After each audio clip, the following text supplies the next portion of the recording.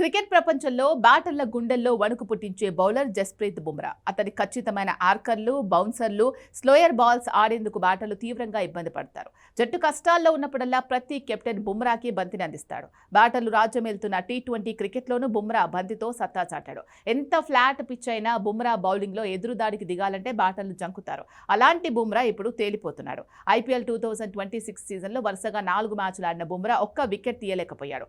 15 ఏళ్ల బుడ్డోడు వైభవ్ సూర్యవంశీ కూడా బుమ్రా బౌలింగ్ ను చితక్కొట్టాడు. ఎదుర్కొన్న తొలి బంతినే సిక్సర్ బాదిన బుడ్డోడు తొలి 3 బంతుల్లో 2 సిక్స్లు బాది బుమ్రా పేరుకున్న భయాన్ని తొలగించాడు.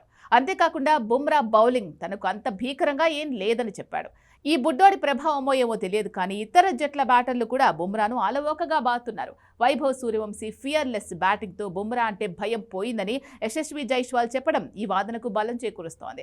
గతేడాది ఐపీఎల్లో పంజాబ్ కింగ్స్తో జరిగిన ముంబై చివరి మ్యాచ్లను బుమ్రా వికెట్ పడగొట్టలేదు. తాజా సీజన్లో KKR, Delhi Capitals, Rajasthan Royals, Royal Challengers బెంగళూరుతో జరిగిన మ్యాచ్ల్లోనూ బుమ్రా వికెట్ సాధించలేకపోయాడు. వికెట్ తీయడం దేవుడెరుగు, తన శైలికి భిన్నంగా పరుగులు సమర్పించుకుంటున్నాడు. అతని బౌలింగ్ వైఫల్యం ముంబై ఇండియన్స్ విజయావకాశాలు దెబ్బతీస్తోంది. ఇది ఆ జట్టు అభిమానులను ఆందోళనకు గురిచేస్తోంది. ఆదివారం ఆర్సీబీతో జరిగిన మ్యాచ్లోనూ బుమ్రా తేలిపోయాడు. 4 ఓవర్లు వేసి 35 పరుగులు సమర్పించుకున్నాడు. ఇతర బౌలర్ల కంటే కాస్త కట్టడిగానే వేసినా వికెట్ సాధించలేకపోయాడు. తన స్పెల్ ఆఖరి బంతి పూర్తయిన అనంతరం బుమ్రా తీవ్ర అసహనం వ్యక్తం చేశాడు.